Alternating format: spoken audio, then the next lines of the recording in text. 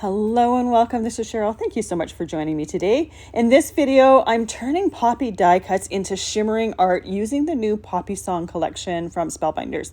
This here is the leaf and bloom die, and then we have the petal burst layering stencil set to create a beautiful poppy background. Next, we have the Playful stitched panels, perfect for layers on cards or shaped card bases. I'm going to do both in this video. And then we have the favorite song embossing folder, perfect for any music lover. I have some layered sentiments here that are also new that I'm going to be using for the sentiments on my card. We have the layered thank you die, the layered with sympathy, the layered best wishes, and the layered hello friend. I think there's like 7 or 8 of them coming out. I'm using 4 of them in this video. These are perfect for the sentiments on cards, and I like the fact that they have a combination of different fonts on them, as well as the fact that they have a shadow die with them as well. For my first card, I'm using the Playful stitch panels for layers on my card. The innermost layer, I'm using the favorite song embossing folder to add some texture to that background of the card. I'm using the stacking for 3D embossing folders on my die cutting machine, and I've pre-cut my panel ahead of time. If you do the embossing first and then try to die cut, you're going to flatten all of that 3D embossing. So best to die cut your piece and then emboss it afterwards. Now, to give it a little bit more interest as well as bring out some of that embossing around the outside edges, I'm using some black soot distress ink to ink blend around the outside. I don't want to turn this white cardstock black, so I'm just adding a little bit around the outside. The colors for all of these cards are the red of the poppy, white cardstock, black for different elements with the poppy as well as the shadows, and then the green for the greenery or the stems for the poppy. I'm also taking my interference inks and using them to enhance those poppy die cuts. So on the poppies, I have them die cut at a Cranberry Cardstock. I'm using some Cherry Bomb interference ink on them.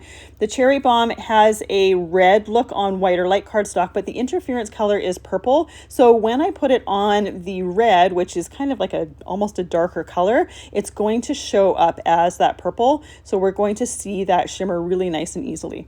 For the stems and the leaves, I have those die cut out of some Rainforest Cardstock, and I'm using my Summer Garden interference pad on those to add some shimmer. So Summer Garden looks green on white or light cardstock, and the interference color to that is blue. So on black or dark cardstock, we're going to see blue. So because the green is kind of a medium color, we're seeing both the green as well as the blue shimmer on it. I've got a whole playlist with interference inks where I create cards with them. So if you're looking for more ways to use them, you can find some more inspiration with those. I like to use them in many different ways. I think they're magic pads, and I can't stop using them, so I keep bringing them out. For my first 3 cards, I'm using white A2 card bases for the base of the card. For this one here, I have the largest layer die cut out of Cranberry Cardstock, that inner layer die cut out of some classic white cardstock, and then embossed and ink blended. Then we have our poppy die cut on top of it, and then I added my hello friend sentiment. I'm going to add a little bit of stickles to the centers of my poppies just to add a little bit of sparkle and texture. This is Stardust stickle, so it doesn't have any color to it, so we still see that black center to the poppy, but it just adds that little bit of sparkle and texture. It just gives it a little bit of more interest to the flower.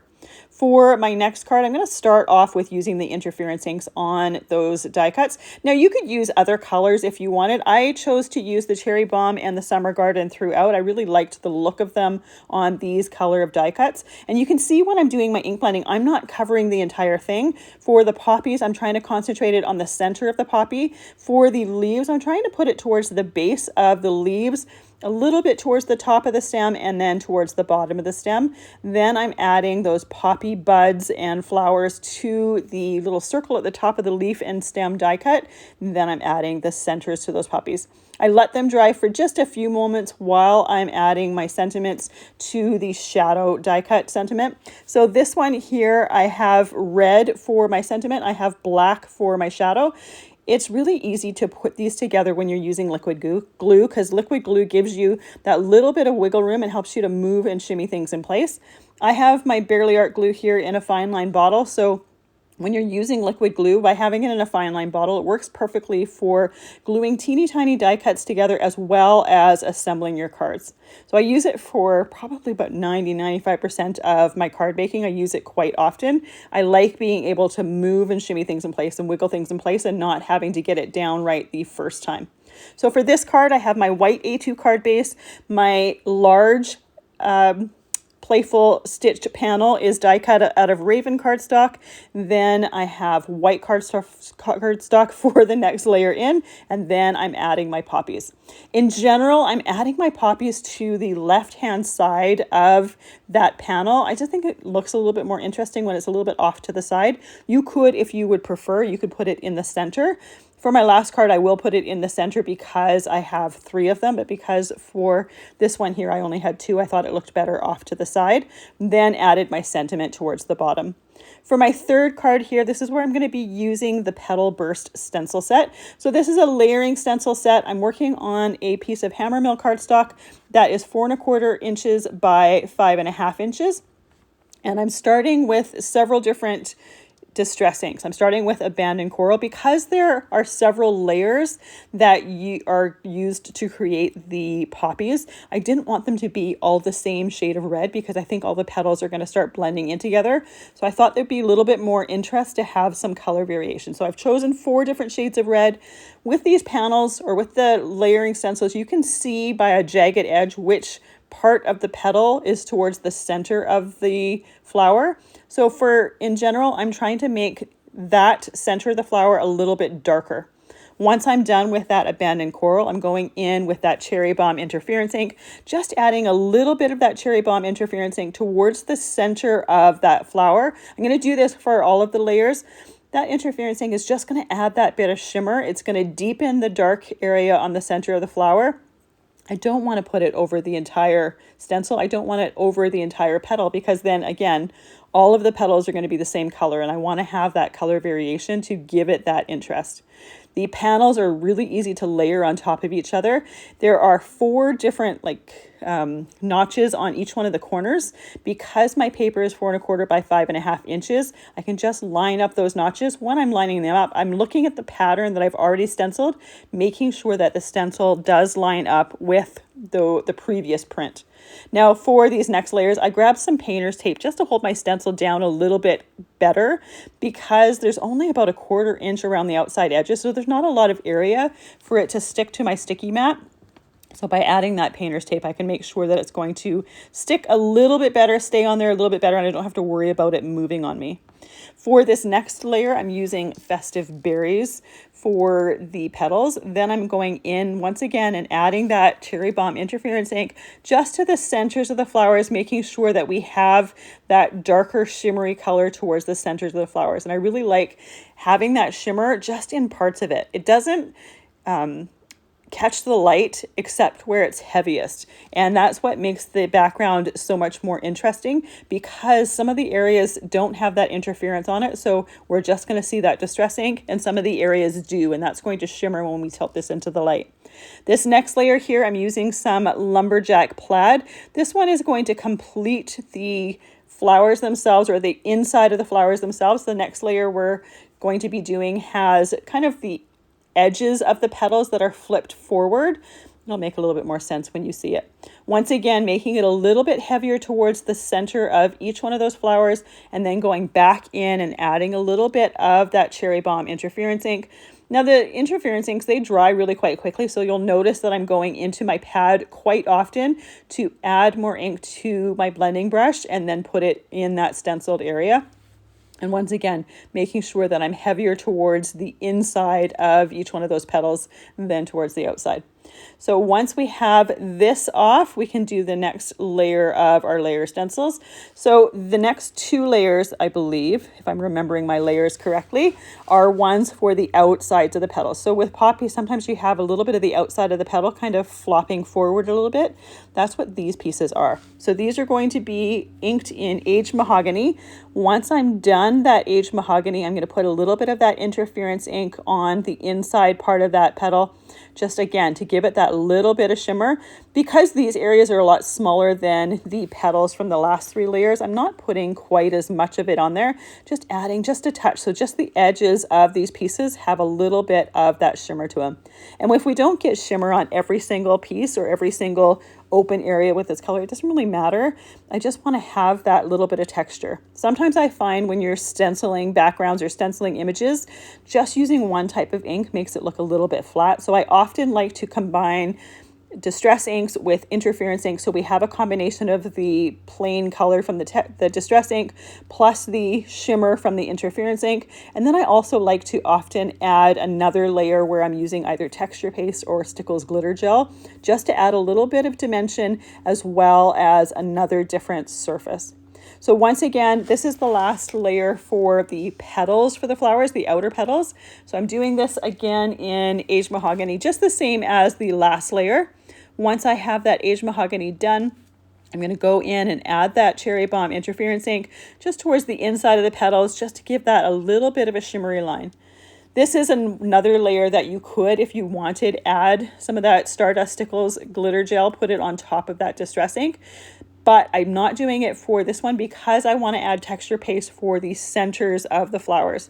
So for the center of the poppies, this is the next layer that we're doing, I'm using some black opaque texture paste. So this is going to give the centers of those poppies a nice dark black, but it's also going to give the dimension of texture paste. Now this black opaque texture paste has a matte finish, so there's not going to be any gloss or anything from it.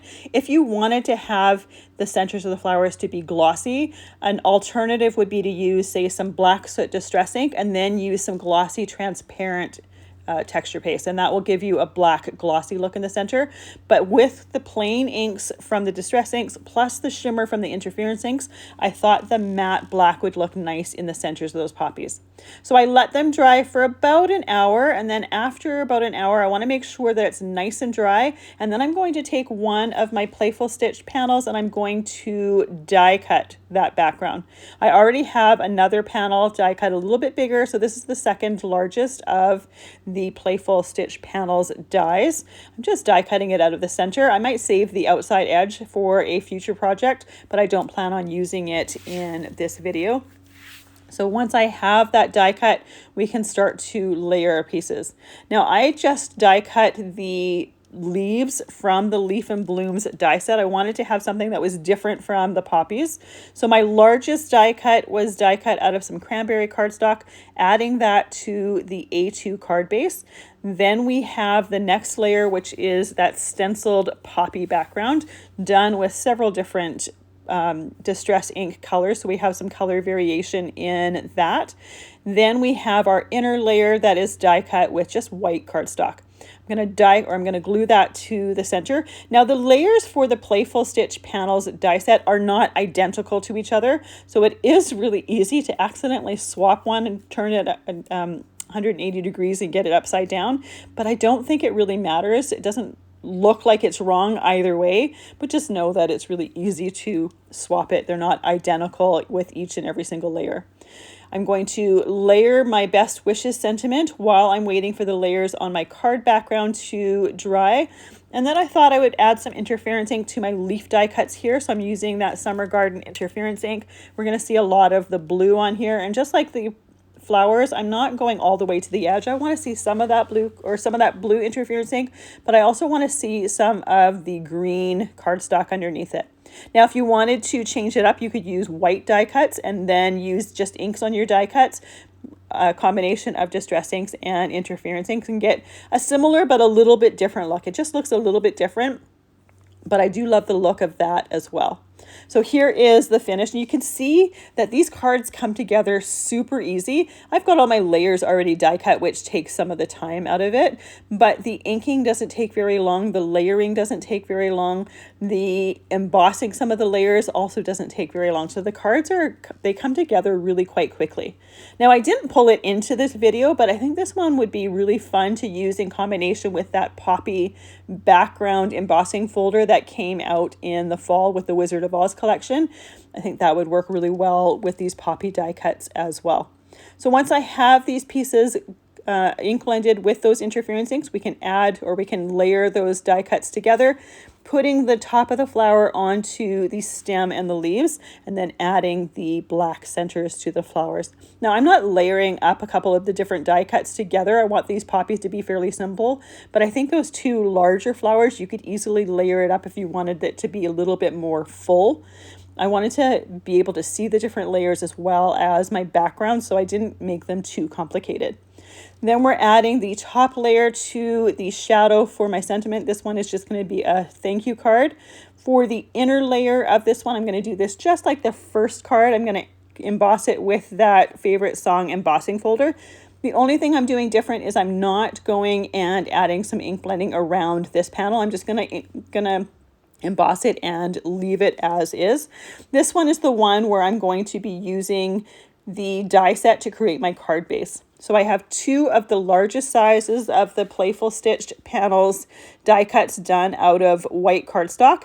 I scored them at 4.5 inches from the top, folded that score line to make sure that the hinge was nice, and then glued those two panels together to create my card base. And now I'm ready to add the different layers to it. So the next size down from the Playful stitch panels, it was die cut out of Raven cardstock. I'm going to glue that to my card base, and then I'm going to glue my inner layer, my next layer down, which was that piece that was embossed with the favorite song embossing folder. And you can see how easy it is to layer them together and move and shimmy them in place with that liquid glue. Then we have our flowers to add to this panel. So this is the one where I am going to put them in the center. So I start off with the straightest of the large flower die cuts, put it in the center of the card, and then I'm just going to layer the other two aside from that.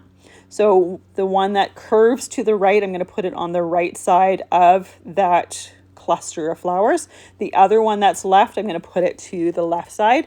And then I typically like to put my sentiment right over top of the leaves. The leaves are not the most interesting part of those die cuts, so I don't mind covering them up just a little bit. The last step here is adding those stickles to the center of the flowers. I always like to add the stickles to the centers of the flowers because I just think it adds that little bit of sparkle and a little bit of texture. But if that's not your cup of tea, that's definitely a step that you can leave out. I just really like that little bit of sparkle and the fact that it doesn't add any extra color to it. Then we have our next one here with the best wishes, the stenciled background, and our leaf die cuts. And again, if you wanted to change it up and just put one of those poppy die cuts to coordinate with the stenciled background, you absolutely can change those die cuts out. Then we have our Sympathy card. Super simple, but I think is really effective with just a couple sprigs of those poppies. And then our very first one with just the single poppy, the embossed background that has that little bit of ink blending. You'll find everything I've used listed and linked down in the description box below. Thank you so much for spending your time with me. I really appreciate all the time that you do spend with me. Have a fantastic day.